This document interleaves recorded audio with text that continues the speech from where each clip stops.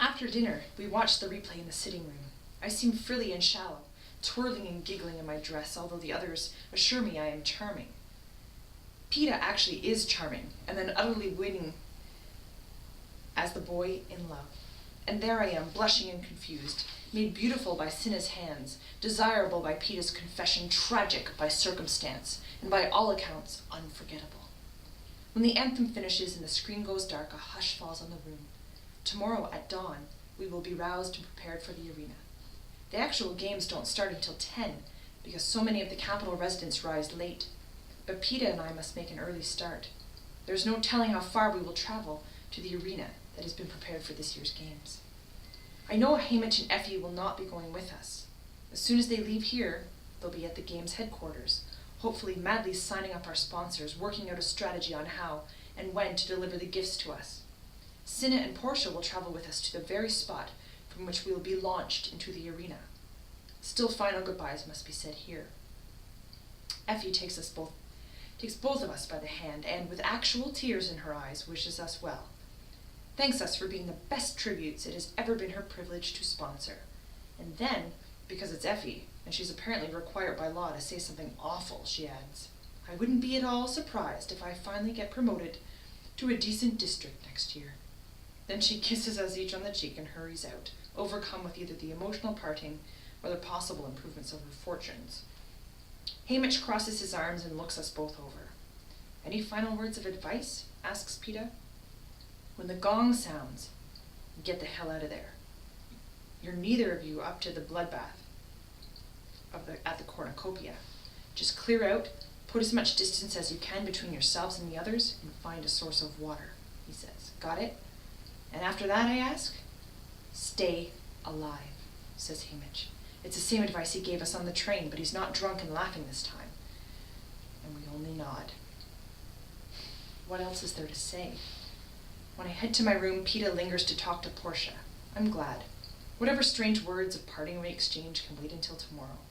My covers are drawn back, but there's no sign of the red-headed Avox girl. I wish I knew her name. I should have asked it.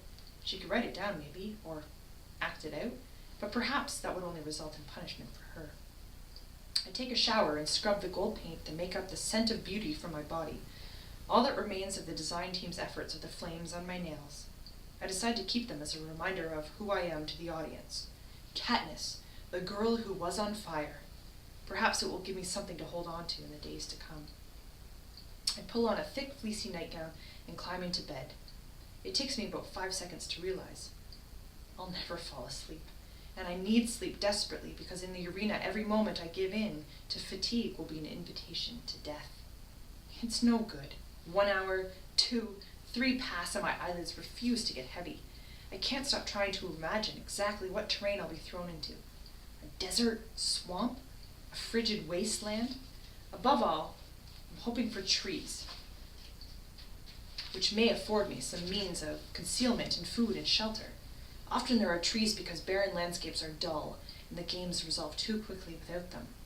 But what will the climate be like? What traps have the game makers hidden to liven up the slower moments? And then there are my fellow tributes. The more anxious I am to find sleep, the more it eludes me. Finally, I am too restless to even stay in bed. I pace the floor, heart beating too fast, breathing too short. My room feels like a prison cell. If I don't get air soon, I'm going to start to throw things again. I'll run down the hall to the door to the roof. It's not only unlocked but ajar. Perhaps someone forgot to close it, but it doesn't matter. The energy field in closing the roof prevents any desperate form of escape. And I'm not looking to escape, only to fill my lungs with air. I want to see the sky and the moon on the last night, that no one will be hunting me. The roof is not lit at night, but as soon as my bare feet reach its tiled surface, I see his silhouette, black against the lights that shine endlessly in the capital. There's quite a commotion going on down in the streets, music and singing and car horns, none of which I could hear through the thick glass window panels in my room. I could slip away now without him noticing me. He wouldn't hear me over the din. But the night air is so sweet, I can't bear returning to the stuffy cage of a room. And what difference does it make, whether we speak or not? My feet move soundlessly across the tiles. I'm only a yard behind him when I say, "You should be getting some sleep." He starts, but doesn't turn. I can see him give his head a slight shake. I didn't want to miss the party. It's for us, after all. I come up beside him and lean over the edge of the rail. The wide streets are full of dancing people. I squint to make out their tiny figures in more detail. Are they in costumes? Who could tell, Peeta answers, with all the crazy clothes they wear here. Couldn't sleep either? Couldn't turn my mind off, I say. Thinking about your family? He asks. No, I admit, a bit guiltily. All I can do is wonder about tomorrow, which is pointless, of course. In the light from below, I can see his face now, the awkward way he holds his bandaged hands. I really am sorry about your hands. It doesn't matter, Katniss, he says. I've never been a contender in these games anyway. That's no way to be thinking, I say. Why not? It's true. My best hope is to not disgrace myself, and he hesitates. And what, I say?